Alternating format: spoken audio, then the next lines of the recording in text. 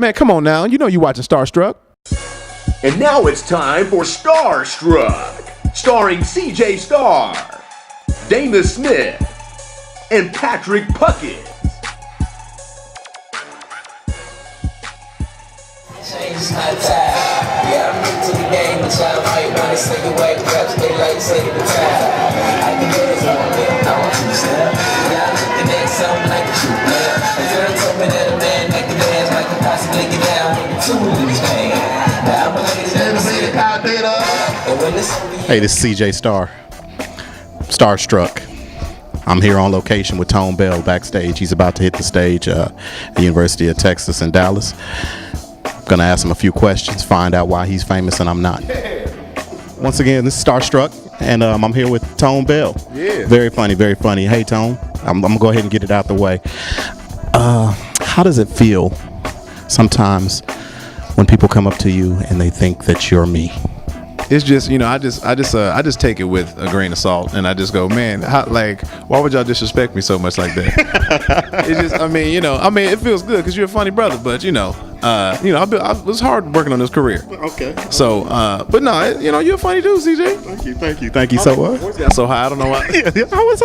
So, LA, how's it? It's good when I'm there. It's fun, man. I love it. I think I had a rare situation because stuff started happening real quick when I got there. But I think the city is what you make it. If you stay positive and optimistic, then good stuff's gonna happen. Okay, I couldn't be on Starr Struck without asking you this question. You just did you just filmed a show. Well, I guess it wasn't filmed. Let me go ahead and reiterate. It was just on the air. You did Single Ladies. I did Single Ladies. And when they told you was doing Single Ladies, what was your first reaction? I turned it down.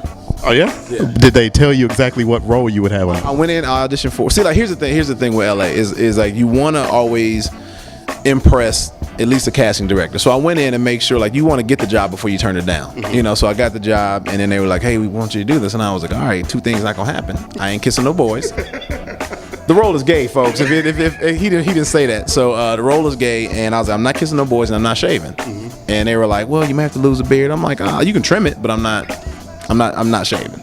And they were like, "And you cool with kissing a dude?" I was like, "I don't think you heard what I said. Tone don't kiss no boys." Even for more money. If it was like a Will Ferrell, real silly, on some SNL type Judd Apatow, I could probably get past it because it's funny. But Single Ladies ain't funny. It's a drama. It's a dramedy. It's not So and then they called back and were like, "All right, cool. You don't have to kiss him. You still willing to do it?"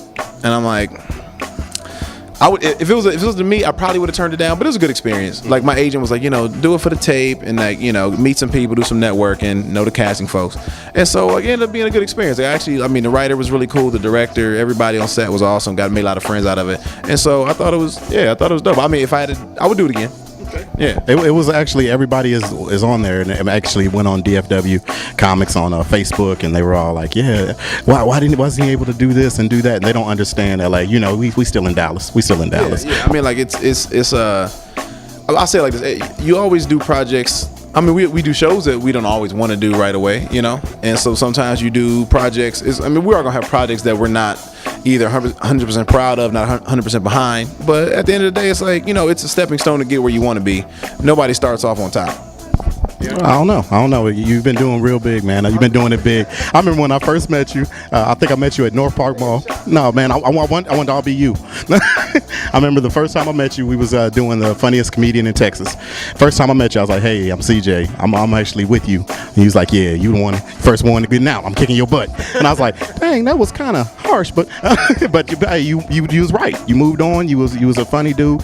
I think you're one of the funniest dudes that I've ever met in Dallas, man. I'm gonna tell you that right now." Let me ask some more questions. What do you think about the scene? I know you come back every once in a while to Dallas. What do you think? I have I'll have that after this show tonight. We're at University of Texas Dallas campus. I'm about to do a show. I'm gonna go to the Hyenas tonight because I haven't seen anybody in a while, and I haven't seen who developed and so I don't know if there's a gap in between the people that I started with and the next class, but you travel a lot, so I wouldn't even consider you really like a hardcore Dallas dude because you get outside the city quite a bit now. So I don't know. I love this scene. My goal is to, even though I'm from Atlanta, I was birthed as a comic here.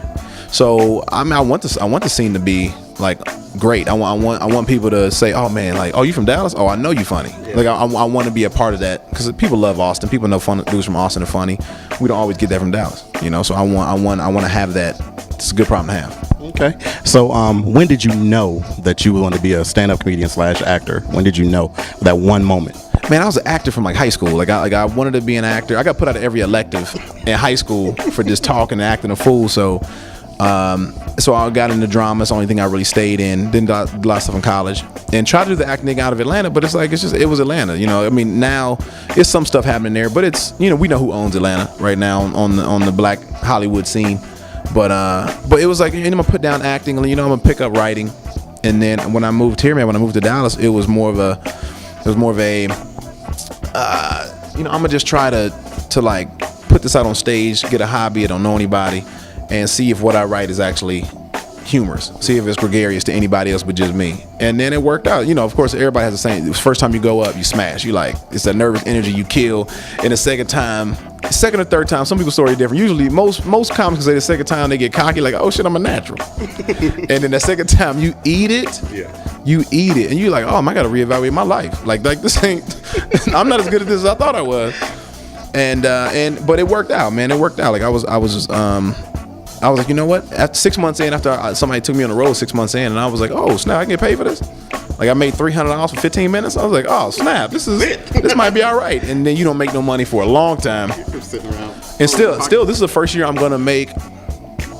I'll make decent money at just stand up. I mean, I got, you know, commercials and TV, you know. Yeah, I love the was a Miller Lite commercial, but you know what? That's two strikes on your man card. What's it? Oh, but I got 2 Verizon commercials coming out, and at the Charles Schwab and the Dodge Charger commercial, and that's actually going to movie theaters. The Schwab commercial is like they're putting that in like before the movie comes on and stuff like that. But yeah, I mean, it's. I forgot what we were talking about. I was about to comment on something. Blowing up and talking about man, well, we got something big is happening like that. I've been going through it today. I'm on a college tour right now, and I left LA after doing a screen test for a show, and then a show that night at the Comedy Store. Then I flew to Charlotte, show at UNC, Detroit. I was in Austin last night, here tonight, Philly tomorrow, and so like I'm really moving right now. But then they're like, they want to see you again over at the network. So then I got to cancel 2 dates in Canada and Philly, and then they're flying me back out, and I'll be in New York next week. So like it's great. Like it is a lot of work though. It's a lot of work. I mean, it's hard to. I mean, even now, like I'm really stressed out right now. Straight up, like I try to be funny all the time, but I need to like pick up the pace here in about 20 minutes because I go on and I gotta. You know, nobody can tell you what you've been doing. You know, so it's I got to make sure I look like I'm exuberant and I got a lot of zeal. You boys' adjectives are unbelievable right now. Like these. Like, so there's you know, I'm on the show with Patrick Puckett and Damus Smith. Damus said I was supposed to ask you about it. Yeah, you can cuss. Man, fuck Damus Smith. Man, fuck Damus Smith. I love Damus Smith. Damus is my boy. I love Damus. I wanted to tell him, like, basically because every time I bring up a comic and he's like, yeah, I did a show with him. I'm like, man, all your stuff is pretty much like hearsay.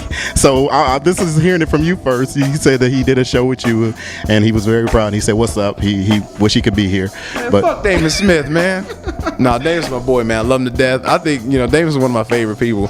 He used to call me every day, like at lunch. Did he say this? He used to call me every day. He's like, nigga, what you doing? And I was like, I'm at work. What are you doing? Oh, shit, nothing. I'm just, all right, nigga, bye. And that's it. It's like he has a bomb in his phone that he really doesn't want to get off there. Everything, man. I know you're about to get on the air. Let me see. There's one more question I want to ask you. Anything, right? Anything goes. Anything goes. When did you bomb? I mean, I want to. One of your bombing sessions. I just got. I mean, yeah. No, I want to know something that you and the crowd also wanted to hug you afterwards.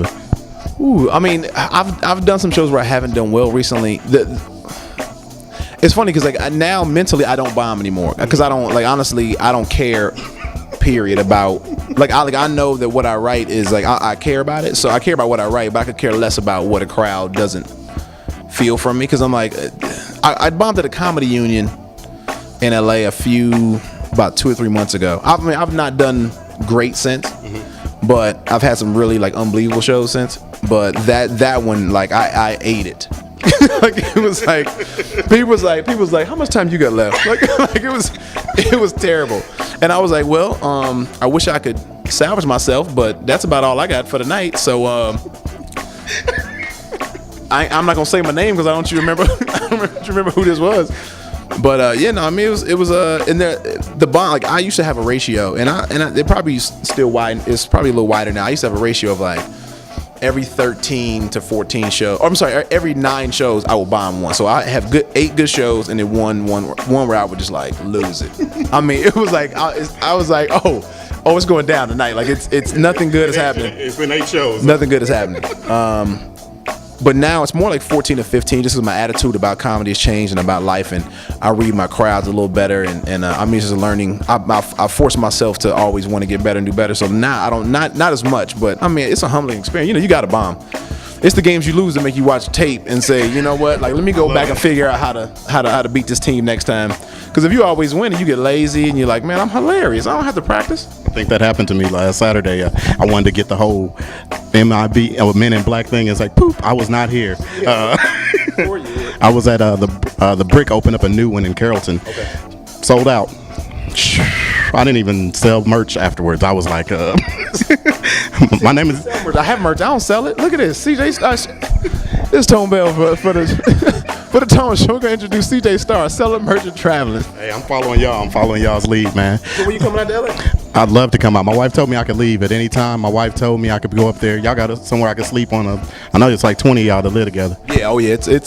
We live in the halfway. We the Dallas halfway house, and I actually sleep on a cot. Who's all in the room? Who's all in the house? Mattress to like a rollaway. Seriously. Who's all with y'all? It's like 4 in the possible. We have it's myself, Justin Foster, Mark Agee, and this kid from Washington, Lance Paulin, and whoever pops in town. Whoever comes usually crashes with us. And then Rod Sharma's there, Nick Guerra, Dustin Ibarra. I think Anthony just came back. Christella. They're not all in the house. Yeah, it's not but roaches. Yeah, they're not all in the house. But we got roaches, but they just not. They're not people. They famous. But yeah, man. I mean, it's like we live humble beginnings. You know, hopefully, it's looking good for me right now. But who knows? Who knows what can happen? I mean, well, next time you come down, man, I definitely want to do a show with you, man. I'll book you. I'll book you before you get really, really expensive. Yeah. And you can sell merch. Dallas will always be like it's that place where like I love the crowds here. The crowds here you almost can't beat it. So you always want to do something for the home team that's like that you wouldn't normally do for anybody else. It's like if I were to do it, because I want to do my once a month at the Improv again. I want to start doing that again, but my schedule's just too busy right now, which is a good problem to have again. Yeah, but I want to do it again. I want to start doing my show again. Okay, so your life story, who would play you right now? Remember that little boy that was remember the little boy that was in damn it, what show was that? He was the son in oh man. No. Eddie Winslow, that's what I wanted to play. No. What's his name? I don't know his name, but he was you talking about 3J? No, not him. No. Wise guy. I want he was in what's the show with Dwayne Martin and it was like All of Us. It was All of Us. He played the little son. He played the son. Oh, now have you seen him lately? No, he's probably grown now. I want the 4-year-old version. Oh, okay, because now he got like a piercing, and he got in trouble. Yeah, he in trouble with the law. As a matter of fact, that's one person. That's hard because man, like it's I want the cute him though. Yeah, you want the 4-year-old to play him right? Yeah, or maybe that kid that played like remember the first scene in the American Dream, Michael Jackson story. Yeah, him. I don't know what his name is. Either him or the one that played Marlon, because he was cool too. The kid that played Marlon, he didn't get a whole lot of FaceTime, but you know why. Well, you heard it here first, man. Thanks a lot for spending time with us, man. And take it easy, bro. This is Tone Bell. Catch my website at toneisfunny.com. My Twitter is @ToneBell, and I think my Facebook is Tone Bell Comedy. So get at me, folks. Thanks. Let's give it up for CJ Starr. We ain't got an audience, but let's just act like we do.